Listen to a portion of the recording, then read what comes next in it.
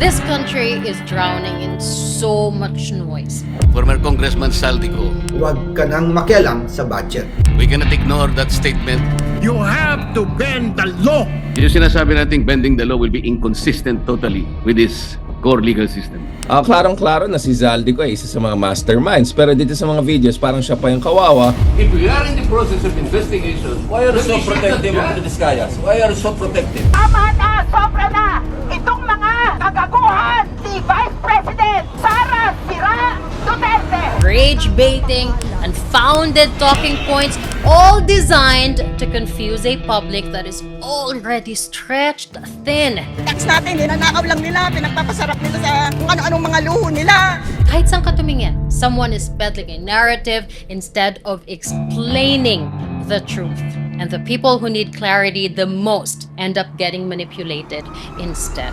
And it does not help that this country has no shortage of self-proclaimed political analysts who talk with so much confidence. Akala mo yung opinion nila ebidensya. I actually liked how Speaker Romualdez ran Congress. I was actually impressed at how he was able to unify Congress in a lot of major issues.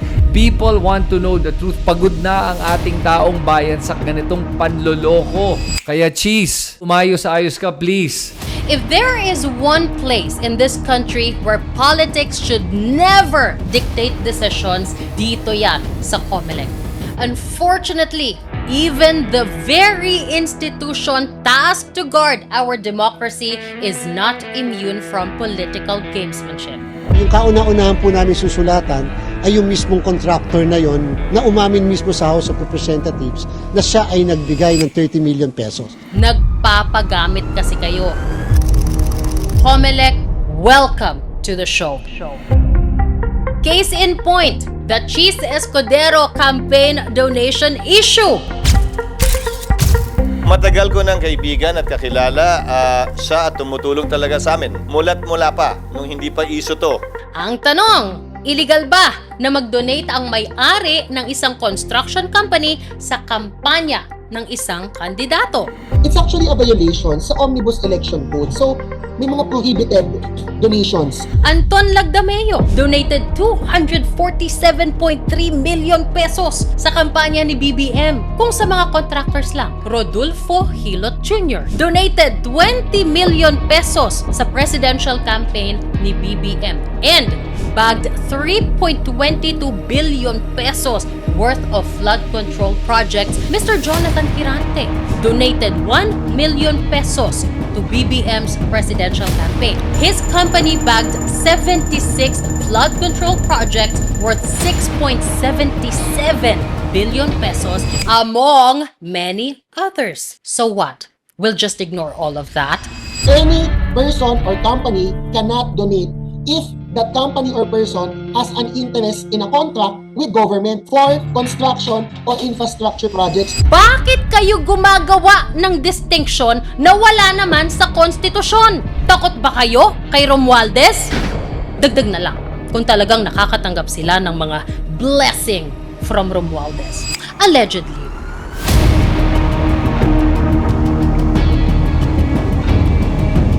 Comelec ignored those rulings and carved a hole in the Constitution. This country has been stuck for decades trying to pass an anti-dynasty law. The members of the House of Representatives shall be elected for a term of 3 years. Yedda Romualdez, who is now serving her 4th term in Congress. How the fuck did that happen? Now, she joins her husband, Martin Romualdez, and their son, Andrew Julian Romualdez, Tingog Party List's first nominee. Comelec has just created a new breed of dynasty. Comelec, pagbuhusan natin ng time and resources ang very honest sources ng mga politiko. Doon nga lang sa mga naka-upload sa Comelec website mismo. Ang dami-dami ng kaduda-duda eh. Yung NUP, walang nakalagay dito na natanggap na donation. Liberal Party, 2.85 million pesos ang tinanggap na cash contribution. Ang total na ginastos, 2.85 million pesos. talo pa sila ng Kabataan Party List. 3.5 million pesos ang natanggap na cash donation. Wag ka! Ang akbayan, walang natanggap na donation. Pero may ginastos na 18,188,000 pesos. But honestly speaking, is there really a 100% accurate and honest SOCE? Now back to Escudero, Lubiano, and the 30 million peso donation. Is this true? PJ Hirro is one of the most relevant and viral voices in today's political conversation. She brings to PGMN nearly 2 decades of experience in politics and media, and her honesty in explaining issues has made her a trusted and formidable presence. Her political work began inside the rooms where decisions were shaped, long before the public heard about them, ghostwriting, crafting strategy, and managing communication with a deep understanding of message and intent. Her media career stands on its own. A broadcast communication graduate from University of the Philippines, she anchored news, hosted TV programs, and produced research. The newsroom trained her to examine information closely and follow how a story evolves as verified details emerge. She is known for her meticulous research, following leads until the picture is clear and presenting only what the evidence supports. Her direct and fearless commentary earns respect from those who value accountability and pressure from those who fear exposure. Outside public work, she supports efforts that protect children, promote realistic women's empowerment, uphold media transparency and free speech, and strengthen national unity. She is also a trained volunteer firefighter, reflecting a willingness to stand where fear is highest and protect others. That same sense of duty guides everything she does. In terms of PGMN, there is no anchor more viral or more successful. She has literally altered election results and consistently gotten corrupt government executives to resign. In terms of investigative depth, writing of the story and performing the story on camera in a way that people understand and believe, there is no one like her in Philippine media. CJ Hirro is a literal one of one, and she is proudly PGMN.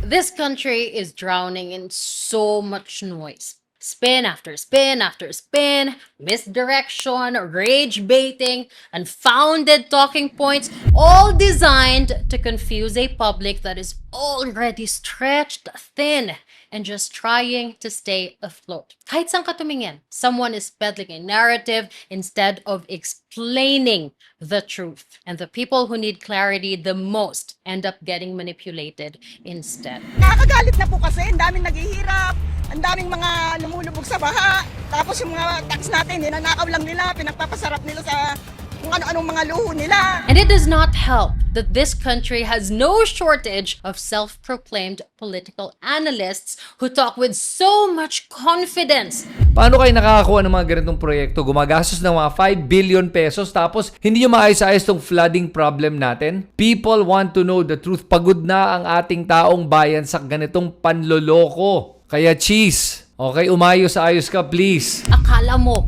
yung opinion nila, ebidensya. Sabi ni Chiz, why are you focusing on me? Why are you focusing on the 1%? Parang halata kapag affected siya eh. Kasi di ba, ang first time niya nagpa-press con na mukha siyang affected, no? Even if he will deny it, inom siya ng tubig noon. Ang problema ni Senator Chiz, hindi niya yata alam Senate President siya. Kaya siya nauna. Basta sinabi ko, totoo yan. And of course, we're talking about top campaign donors, which is, di ba, on the record yan eh. So you can trace it. Sinong top campaign donors, sinong kumuha ng kontrata, at kung reasonable yan. At mas maingay pa sila sa mga totoong expert at sa mga taong totoong may alam. They feed an already exhausted public with half context and cleanly edited narratives because they thrive in a tired nation where people barely have time to verify anything. I come from the north of the country where our human development index is almost Southern Europe. But if you go to Mindanao, their human development index is sub-Saharan African level. And are just too fucking done with things because they are very easy to agitate even more. Public servants owe the Filipino people better than that. And more than ever, honesty from our institutions matter. Unfortunately, even the very institution tasked to guard our democracy is not immune from political gamesmanship. Comelec, welcome to the show. If there is one place in this country where politics should never dictate decisions, dito yan sa Comelec. But we all know that that's not how things actually work. At kung magpapasurvey tayo ngayon, tanungin natin ang mga Pilipino, magbigay kayo ng 5 government agencies na inyong pinagkakatiwalaan. I'm willing to bet Comelec would not even get a single vote. And that's nobody else's fault except the people there because the office allows itself to be used. Nagpapagamit kasi kayo. Yung kauna-unahan po namin susulatan ay yung mismong contractor na yon na umamin mismo sa House of Representatives na siya ay nagbigay ng 30 million pesos. Case in point, the Chiz Escudero campaign donation issue. Matagal ko ng kaibigan at kakilala, siya at tumutulong talaga sa amin. Mula't mula pa, nung hindi pa iso to. Pero nakakuha siya ng kontrata nung senador na po kayo. At ulitin ko lang, at may any help ba siyang Yung nakuha? mas malaking nakuha niya ay nung wala ako dito. Pero nung senador na kayo, SP, nakakuha pa siya ng kontrata po? Hindi ko alam dahil hindi naman niya ako partner sa negosyo. Hindi ako bahagi ng kanya negosyo. Again, that's the innuendo and the insinuation being floated and propagated. May resolution na, may decision na, pero bakit divided pa din ang mga tao sa naging desisyon? Because it was meant to be exactly that. An issue to divide an already exhausted Filipino people. It should not have been an issue at all. Naging issue lang naman yan dahil nabanggit ni Mr. Lawrence Lubiano sa Infracom hearing na nag-donate siya ng 30 million pesos sa kampanya ni Chiz Escudero in 2022. Kayo po ba ay nagbigay ng donasyon sa sino man na kumandidato, whether local or national, sa huli mga eleksyon? 2022, Your Honor? Yes. Yes po, Your Honor. Kanino po yon? Kay Senator Chiz po. Escudero. Senator Chiz Escudero. Yes po. And more or less, magkano po daw ang inyong na-donate sa kampanya ni Senator Chiz? 30 million po. Noong panahon na yun, ay kayo ay meron ng mga proyekto o kontrata sa gobyerno? Yes po, since 2009 po. Kasama ang kumpanya ni Lubiano na Centerways Construction and Development Incorporated sa umanong top 15 construction companies na nakakubra ng mga flood control projects mula 2022. But as I have been saying since this started, wala naman kasing problema kung nakakuha ka ng project ng malinis. Ginawa mo ng maayos ang proyekto at tinapos mo ng walang problema. But of course, that's a separate matter. Pwede nating pag-usapan sa ibang araw. Ang tanong, illegal ba na mag-donate ang may-ari ng isang construction company sa kampanya ng isang kandidato? Sa mundo ng mga katulad ni Jesus Falsis na very honest and very intelligent, illegal.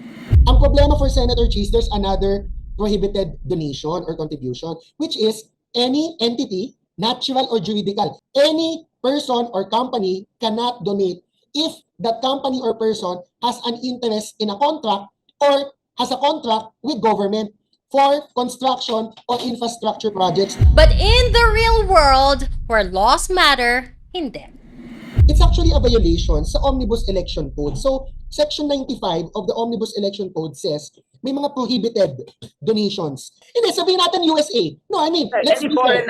Hindi pwede, foreign interference yan basically. May utang na lang ng bansa, problema yan. Yeah. Let's be fair. Elon Musk, Jack Ma, mga hindi dual citizens, hindi Pinoy, or a foreign government, bawal. Sure! Sabi sa Omnibus Election Code, whether you are an individual or a company, kung may kontrata ka with the government, including construction projects, bawal kang mag-contribute o mag-donate sa kampanya ng mga kandidato. And it's very easy to understand why. Gustong iwasan ng batas na yung mga politiko ay magkaroon ng utang na loob sa mga contractors na pwedeng maging dahilan para ma-compromise kapag nanalo na sila. And when I say contractors, I mean lahat. Hindi lang yung mga sa construction. Pasok din yung service providers, goods providers, and anyone na kailangan ng legislative franchise para mag-operate. Katulad ng kuryente, media, telcos, mga bus company, tolls, mga kailangan ng permit like minahan, etc., etc. Ibig sabihin, Basically, lahat ng oligarchs at elites sa bansa bawal mag-donate. But let's be realistic. Most politicians are the elites, and major political parties are backed by oligarchs. So lahat na bawal? This is the extent of the conversation that propagandists will not take you to because their narrative will fall apart. The National Unity Party o NUP is backed by Enrique Razon Jr. May-ari ng Soler, Prime Infra na nag-ooperate ng Malampaya Gas Project at may control and chairmanship ng Manila Water, ICTSI na nag-ooperate ng mga ports sa bansa, etc. etc. Ang Nationalista, backed by Manuel Villar, may-ari ng Prime Water and Prime Asset Ventures Incorporated na may hawak ng concession for the Muntinlupa-Cavite Expressway among many others. Ang Nationalist People's Coalition or NPC na ang backer naman ay si Ramon Ang, whose San Miguel Corporation has several major contracts with the government, including the 170.6 billion 25-year concession agreement to rehabilitate and operate NAIA. May large-scale infra projects such as the new Manila International Airport in Bulacan and the Metro Rail Transit Line 7 o MRT 7, and has a public-private partnership with the Quezon City government to clean up local rivers. Again, among many others. Mga major political parties pa lang yan, ha? We are not even talking about politicos who actually own companies or yung mga kapamilya nila na may mga kontrata with the government. So what? We'll just ignore all of that. The interpretation of the law that prohibits these people from donating to any campaign is very restrictive and unrealistic. And whoever tries to argue na ganito siya dapat mag-apply are either naive or are sinungaling. Now back to Escudero, Lubiano, and the 30 million peso donation. The Omnibus Election Code does prohibit individuals and companies with government contracts from donating to any campaign. However, that prohibition only applies to the individual kapag ang kontrata with the government ay nasa pangalan nila at hindi sa pangalan ng kumpanya. Kung ang donation ay galing sa pera ng kumpanya mismo or if the person is acting on behalf of the company, yun ang bawal. But in their personal capacity, gamit ang sarili nilang pera, pwede silang mag-donate. Even if a person owns almost all of the shares of a company, sa mata ng batas, hiwalay na entity pa din ang kumpanya sa mga may-ari nito. And it does not erase the corporation's own identity. Nilinaw na yan ng Supreme Court. In Macleod versus NLRC, sabi ng korte, even full ownership of a corporation is not enough reason to treat the company and the owner as the same. So you can call it a loophole, but in practical terms, this interpretation makes sense. Because if the rule automatically banned all owners, shareholders, or investors from donating, the law would become very impossible to implement. If ownership alone were enough to trigger prohibition, then a lot of Filipinos na may shares sa mga companies, diba, mga partnerships, including yung mga kaibigan at kapamilya ng mga kandidato will be banned from participating in campaign donations. And that would be unworkable and unreasonable. Magsisinungaling na lang silang lahat. It's just surprising that in the case of Lubiano and Escudero, Comelec actually went down the path it did and made this bigger than it actually is. Nag-alat ng resources para sakyan ang narrative na ito, even though they know that not only is this not bawal per se, almost everyone also does it. Even though may mga mas mahalaga at urgent na matters na dapat nilang pagtuunan ng pansin or pag-aralan. Whether or not Centerways eventually bagged contracts dahil sa donation na yan ni Lubiano in 2022 is immaterial here. Wala sa mandato ng Comelec na imbestigahan yan, especially not 3 years after the donation was done. Trabaho yan ng Ombudsman, ng COA, ng DOJ o ng NBI, hindi ng Comelec. Dahil kung gagawing issue ito, silipin na din natin yung ibang mga nag-donate sa kampanya ng mga politiko mula sa personal nilang pera at direktang nakinabang eventually dahil nabigyan ng posisyon sa gobyerno. Huwag na tayong lumayo. Anton Lagdameo, who's now Special Assistant to the President, donated 247.3 million pesos sa kampanya ni BBM. Mel Robles, who was eventually appointed General Manager of PCSO, donated 30 million pesos. Kung sa mga contractors lang, Mr. Rodolfo Hilot Jr. of Rudil Construction and Enterprises Incorporated donated 20 million pesos sa presidential campaign ni BBM and bagged 3.22 billion pesos worth of flood control projects and close to 10.78 billion pesos for a total of 227 projects for the same period of 2022 to 2025. Mr. Jonathan Kirante of Kirante Construction donated 1 million pesos to BBM's presidential campaign. Between 2022 and 2025, his company bagged 76 flood control projects worth 6.77 billion pesos and an overall total of 185 projects worth 12.58 billion pesos. Jonathan is the nephew of Mr. Alan Kirante of QM Builders na kasama sa top 5 flood control contractors. For comparison, ang 888 na nasa top 15 list ni BBM may total flood control projects worth 6.38 billion pesos between 2022 to 2025 and a total of 9.67 billion pesos para sa lahat ng mga kontrata nila. Mas malaki pa ang nakuha ng Kirante Construction kaysa sa 888, pero wala sa top 15.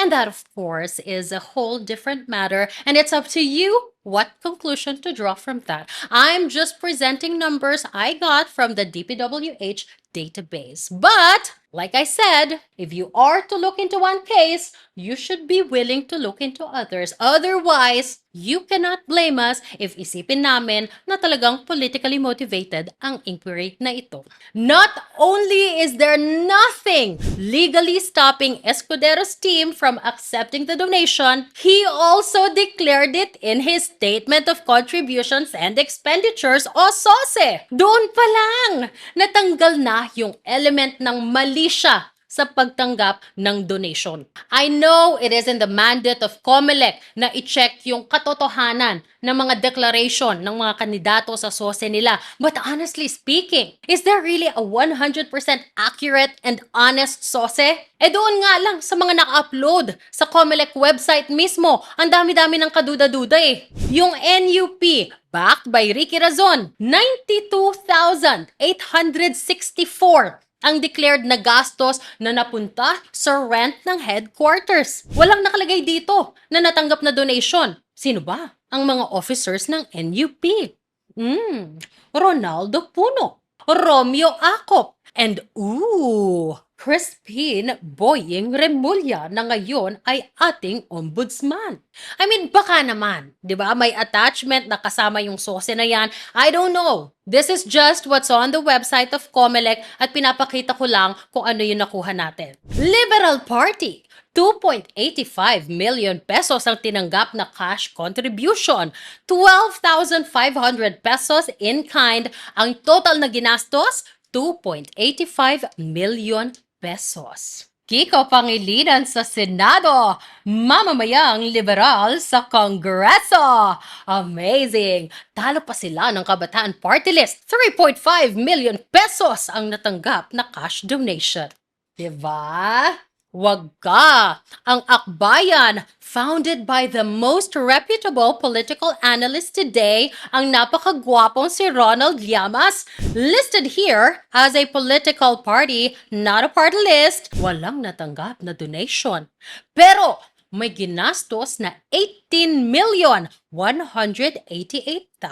pesos. Again, ito lang ang naka-upload sa Comelec website. Baka naman may mga attachment pa yan na hindi natin alam. But I don't see why it won't get reflected here. Yung mga donation na natanggap nila. But at this point, who even cares anymore? Eh nung 2010 nga, may nalista silang donor na patay na.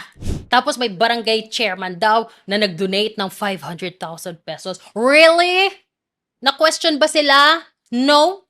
Naparusahan ba sila? Another no? And I'm not saying dahil backer nila that time ang Aquino family, but I will say na backer nila that time ang Aquino family. Again, who cares anymore if these people lie on their SOCE? Of course, we want them to be honest, but are they really?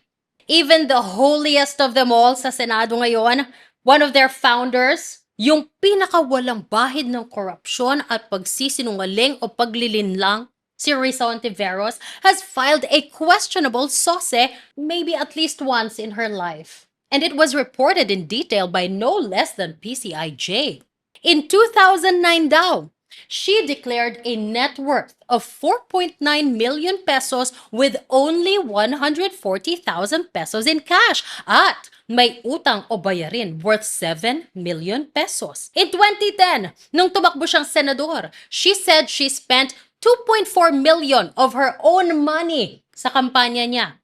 So, ibig sabihin, 2.5 million pesos na lang dapat ang net worth niya. Between 2010 and 2012, sabi ng PCIJ, she had no documented full-time employment or steady source of income. But in her 2013 SOCE, she said she spent 8.8 million pesos over her own money sa kanyang kampanya.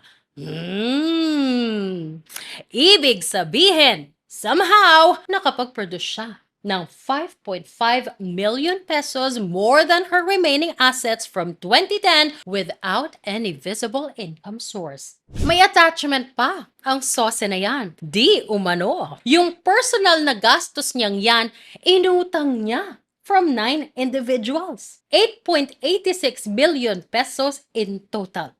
Inutang di umano sa mga kasamahan niya sa civil society that I can only assume hindi rin naman ganun mayayaman. Nagrarally nga dahil mahirap daw sila. Di ba? Walang may alam kung paano nila na-afford magpautang kay Risa. Dalawa pa daw doon, graduate students na wala namang full-time jobs. Baka naman kasi ganyan lang nila talaga kamahal si Risa. Nagmimilagro sila for her. At partida pa, single mom siya niyan with 4 children at sinugal niya talaga ang umutang ng 8.8 million pesos para sa kanyang kampanya. And why not? Baka sakaling manalo na, right? And the rest is history. I mean, look at her now. 11 years later, 11 years after niyang mangutang ng 8.8 million pesos, she is now worth 18.99 million pesos.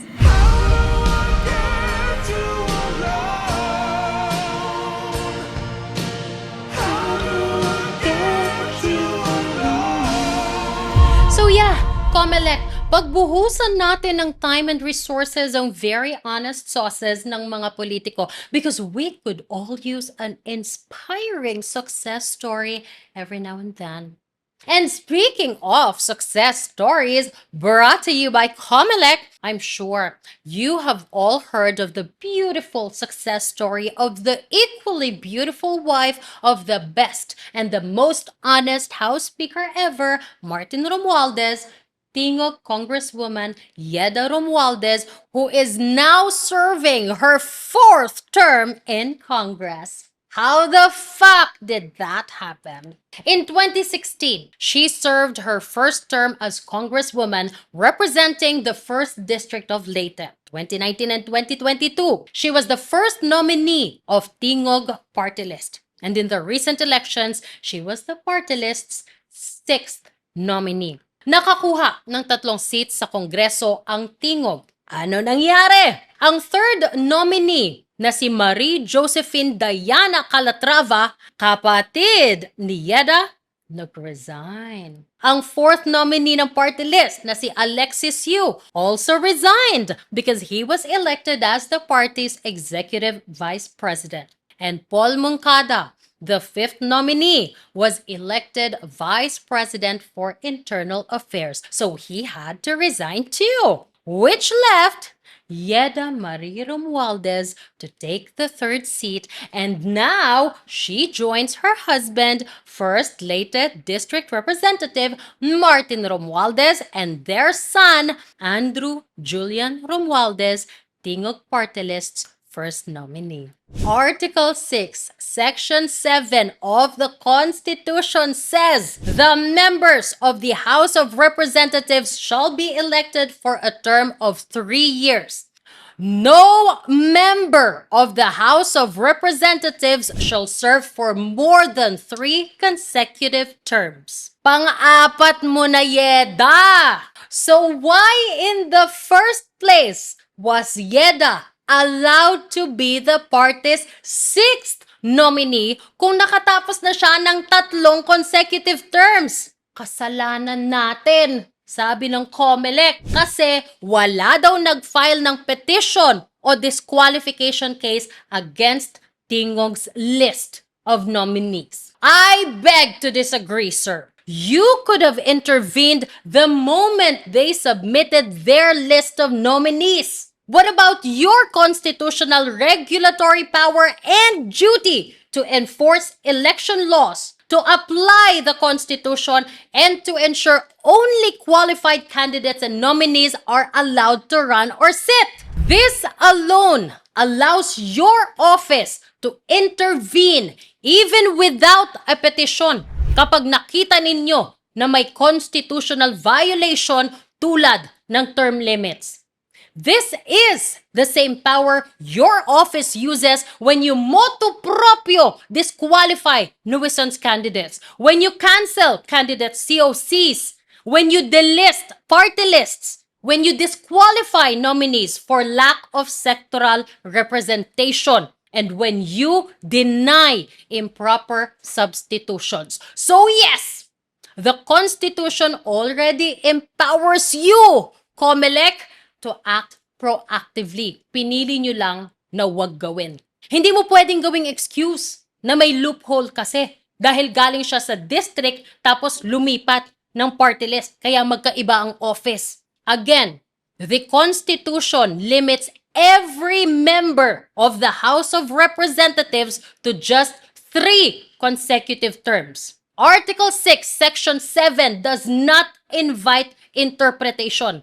Article 6, Section 5 defines the House of Representatives as composed of members elected from legislative districts and members elected through the party list system. Both are called members of the House. They perform the same functions, they have the same powers, and they vote on the same laws. Walang hierarchy between them. There's no separate chamber. Walang hiwalay na ranggo. The Constitution treats them as equals. Ang pinag-iba lang ang mode of election. So bakit kayo gumagawa ng distinction na wala naman sa Constitution? Takot ba kayo kay Romualdez? The Supreme Court has never said that a change in the mode of election breaks the continuity of service. In fact, kabaliktaran nga ang sinabi ng korte. And it has said it clearly. May malinaw na jurisdiction na dyan. Borja versus Comelec, 1998. Yung senior councilor naging vice mayor by succession and later wanted to run again. Ano sabi ng korte? The court ruled that the time he served as vice mayor by succession counts as a term because he continuously exercised the same office. Ang sabi ng korte, what matters is the actual holding of power and not the manner of getting there. Latasa versus Comelec, 2003. Yung mayor ng municipality of Digos served 3 consecutive terms. When Digos became a city, sabi niya, the conversion created a new office and that he could run again. The court rejected that. Sabi ng korte, the change in status did not change the fact that he would still be governing the same area with the same powers. Those two rulings together clearly establish that term limits cover continuous exercise of the same power regardless of the name or structure of the position. The point of the constitutional limit is to prevent monopoly of power. By letting Yedda Romualdez sit for a 4th straight term, Comelec ignored those rulings and carved a hole in the Constitution. Winarningan na kayo that if you let her sit as congresswoman, magseset kayo ng dangerous precedent. Anyone can now serve 3 terms as district representative, move to a party list for 3 more, and then go back again. This does not just benefit the Romualdezes. This hands every political dynasty a manual for permanent rule. Pwede na silang maupo, both as district and party list representatives at the same time, rotate relatives between them, and claim every round is different. Oh, by the way, hindi lang si Yedda ang nandyan sa Kongreso kahit lagpas na sa term limit. Si Congressman Raymond Mendoza nga ng TUCP, 7 consecutive terms na. But to be fair to him, pasok pa naman yung excuse na interrupted ang term niya because of circumstances beyond his control. Well, baka sa kanya natuto si Yedda. I mean, after all, tito siya ni Yedda. A family that reinterprets the law to cling to power together must really love the country and really have the heart to serve the Filipino people together. The House will take the lead in building strong public accountability mechanisms because our good governance is our duty, not our defense. Ang kaban ng bayan ay hindi dapat ninanakaw, hindi dapat sinasayang. Ito ay para sa mamamayan. Bawat sentimo, bawat proyekto, bawat serbisyo. This country has been stuck for decades trying to pass an anti-dynasty law. Meanwhile, Comelec has just created a new breed of dynasty. At paano tayong maniniwala ngayon na seryoso ang 20th Congress na isulong ang anti-dynasty law kahit ang election tribunal nga ng Congress hindi inaksyonan to? Sige nga, Makabayan Black! Total, kayo ang pinakamaingay na nagpupush for an anti-dynasty law. Tapos, may genuine party list group and nominee bill pa kayo. Magsalita nga kayo against this? Well, may reliable insider na bumulong sa akin months ago bago pa yung mga flood control issue na yan na inaalagaan daw kayo ni Martin Romualdez. Is this true? Well, back then, of course, I said, no way. Well, you have not been as vocal against him as you have consistently been with other people in government, so I don't know, you're proving me wrong. And it's not looking good on you. Sa bagay, why would you question this? Kayo nga, na-accommodate din ng same bulok system in Comelec, kaya buhay pa kayo dyan sa Kongreso kahit naghihingalo na. Taon-taon-taon na! Sitting on the desk of Comelec ay ang petition ng National Task Force to End Local Communist Armed Conflict o NTF-ELCAC through the Solicitor General na kanselahin ang mga partido under the Makabayan Bloc, particularly ang Kabataan at Gabriela because of grave violations like links to terrorists and accepting foreign funding. Malinaw sa Party List System Act ang mga grounds for cancellation of registration. Sabi sa Section 6, when it advocates for violence or unlawful means to seek its goal, and when it is receiving support from any foreign government, foreign political party, foundation, or organization. Rule 32, Section 8 of Comelec's Rules of Procedure lists the grounds for canceling the registration of any political party, coalition, or organization. Subsection D says, when the said political party, coalition of parties, or organization has become a religious sect, or denomination, is pursuing its goals through violence or other unlawful means, is refusing to adhere to or uphold the Constitution of the Philippines, or is receiving support from any foreign government. Ang Kabataan Party List ay integration ng mga youth leaders ng iba't ibang organizations, including the National Union of Students of the Philippines o NUSP, the League of Filipino Students o LFS, Anak Bayan, Kabataang Artista para sa Bayan o Karatula, College Editors Guild of the Philippines o CEGP at marami pang iba. Sara Jane Elago, dating Kabataan Party List representative at ngayon ay nasa Gabriela na, is a former National President of the NUSP. Kung babalikan natin ang mga naging hearing ng Senate Committee on National Defense, ito din ang mga grupo na pinanggalingan ng mga dating rebelde bago sila napasok sa NPA. Pagka 2016 po ng April and May, dahil po bakasyon siya, ang ginawa po sa amin, kami mga LFS, lahat ng mga kasamahan kong anak bayan, na mga membro na din po ng Kabataang Makabayan, binasahan po nila kami ng pag-aaral po namin na tungkol po yun sa revolutionary dual tactics na kinakailangan na hindi lang po yung armadong pakikibaka ang palakasin namin, kung hindi, kailangan din naming pasukin ang gobyerno para pabagsakin ng gobyerno. Ang ibig sabihin, kinakailangan din namin makapagpanalo ng mga party list o ng mga senador para yun po yung magsisilbing susi namin para mapabagsak ang gobyerno. Ngayon po, isa po ako dun sa mga kabataan 2016 po, kinampanya po namin yung Kabataan Party List. Personal ko po yung karanasan.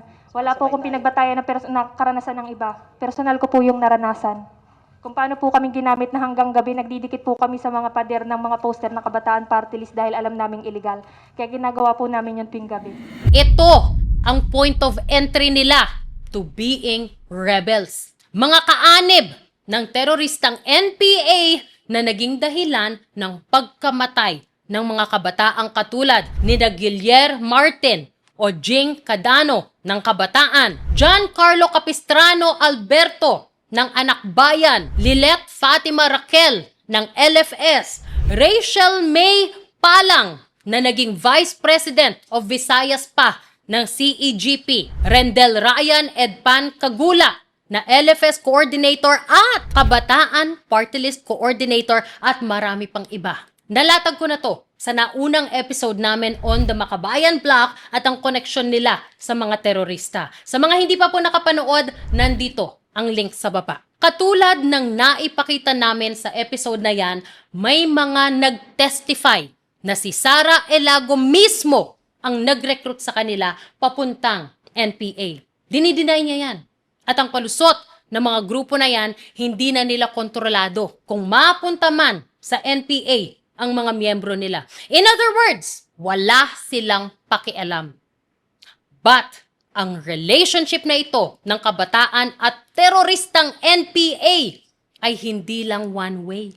Hindi lang from kabataan papuntang NPA. Ano naman ang explanation ninyo for recruiting active NPA members papuntang kabataan para tulungan kayo sa kampanya? Jason Rafales. He was an active member of the NPA in 2018 when he was installed by Kabataan Party List to become its president ng Kalbiga Samar Chapter. Ang sabi niya, ang Kabataan Party List mismo ang lumapit sa NPA para tulungan ito sa kampanya. Sabi niya sa affidavit niya mismo, siya ang nanghihikayat sa mga tao na iboto ang Kabataan Party List at ginagawa niya ito kasama ang mga rebelde habang sila ay may mga hawak na armas. Si Ray Christian Sabado ng Anak Bayan. In 2014, he was indoctrinated with maikling kurso sa lipunan at Rebolusyong Pilipino. Kasama sa course na ito yung pag-discuss ng kalagayan ng Pilipinas, bakit naghihirap, at ano daw ang solusyon? Umawak ng armas at sumama sa armadong pakikibaka. In 2015, he became a member of the Communist Party of the Philippines, ang CPP. And in 2016, he was transferred to Kabataan Party List. He was an active member of Kabataan when he became a member of the New People's Army o NPA. In fact, in 2019, kasama pa niya si Elago na rumisponde sa demolition na naganap sa Bayview Drive sa Parañaque. Documented yan. According to these former rebels, ang Kabataan Party List ay tinatag mismo ng CPP. Ang Kabataan Party List ay katuwang sa pagpapatibay at pagpapalakas ng NPA. Nagsisinungaling si Rene Ho nung sinabi niya na walang kahit anong relasyon ang Kabataan Party List sa mga rebelde. Malinaw na malinaw ang connection na yan sa kanilang history. Sa Mindanao, in 2004, pinababa ng CPP-NPA ang kadre nila na si Eric Casilao na noon ay secretary ng Guerrilla Front 20 operating in Southern Mindanao para tumakbo bilang second nominee ng Anak ng Bayan Party List. Pero hindi sila nanalo that time. At noong 2007 elections, nagpalit ng pangalan ang grupo. Ito ay naging Kabataan Party List. Si Casilao, umakyat ulit ang bundok pagkatapos matalo sa party list elections and rose to the ranks of the CPP-NPA at naging miyembro pa nga ng Central Committee noong 2016 until his capture in Malaysia in 2022. You cannot have seats in Congress occupied by people who are actively seeking to dismantle and destroy the government they swore to serve. Yung tanong po ninyo kung kinukumpirma namin na gusto nilang pabagsakin ng gobyerno, kumpirmado, totoo po yun, lahat kami. Ang Yung masakit, mga, sinong sila? You're referring to? yung mga ka-printing organisasyon na nag-recruit po sa amin, ang intent po lahat niyan, pabagsakin ito. Ang Yung front lang, hindi kasama yung party list. Yung front lang. Kasama mo party list. Kaya nga po nila pinasok ang political mainstream arena para magkaroon sila ng, to legitimize, magkaroon sila ng legal face. And kaya political officer po ako, kagalang-galang na senador, kaya po pinapagamit sa amin ang mga salitang revolusyon, revolutionary tax, armado, bagong hukbong bayan, yung mga word na ganyan, rally, symposium, orientation, to legitimize, to give a semblance of legitimacy doon sa atrocities na kinukumit. Kasi yung mga prente na ito na ginagawa, yan yung lambong. Yan yung lambong, sisigaw ng demokrasya, pasay na ho ang demokrasya, sobra na ang demokrasya sa Pilipinas. Ang masakit nga ho, we want to destroy the government, but this is the same government that is now helping us. And what about Gabriela? The party list where Sara Elago now sits as representative.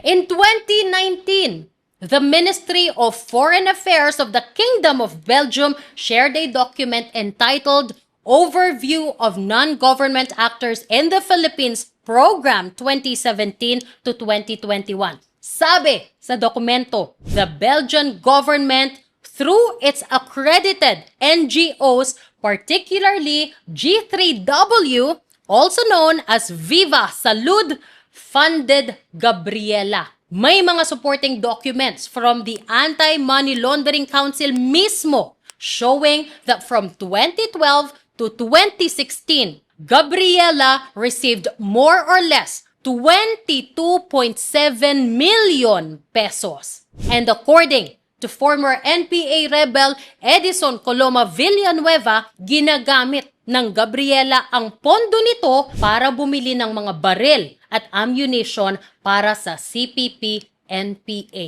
These are clear violations of the Constitution and clear grounds para tanggalin na bilang party list ang Gabriela. But not only has Comelec not done that, it even violated the Constitution by giving Elago the 64th seat in Congress. The Constitution clearly states that party list representatives shall constitute 20% of the total number of representatives, including those under the party list. Ang 20% na ito ay cap. Limit po yan. The Supreme Court in Veterans Federation Party versus Comelec in 2000 stated that the 20% limit is an absolute maximum. You cannot go beyond that ceiling. So let's do the math. There are currently 254 district representatives in Congress. With 63 party list seats, meron kang total na 317 members ng Kongreso, and party list groups make up 19.87% of the total seats. But when Comelec added a 64th party list seat for Gabriela, naging 318 ang members ng House, pushing the party list share to 20.13%. The Comelec has no discretion na mag-imbento ng seats or to alter the composition of Congress beyond what the Constitution and statutes explicitly provide. By breaching the 20% ceiling para bigyan ng seat ang Gabriela, Comelec effectively amended the Constitution. This is why the Makabayan Bloc would never go against the powerful Romualdezes in Congress. Because the same Comelec that allowed Yedda Romualdez to sit for a 4th consecutive term is the same Comelec that violated the Constitution to accommodate Gabriela and allow the Kabataan party list to keep its registration.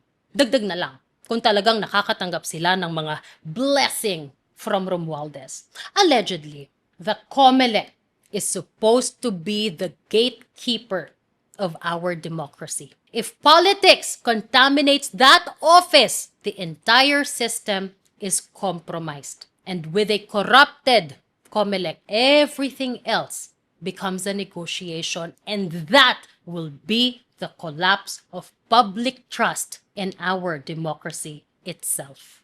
I am CJ Hirro, proudly PGMN.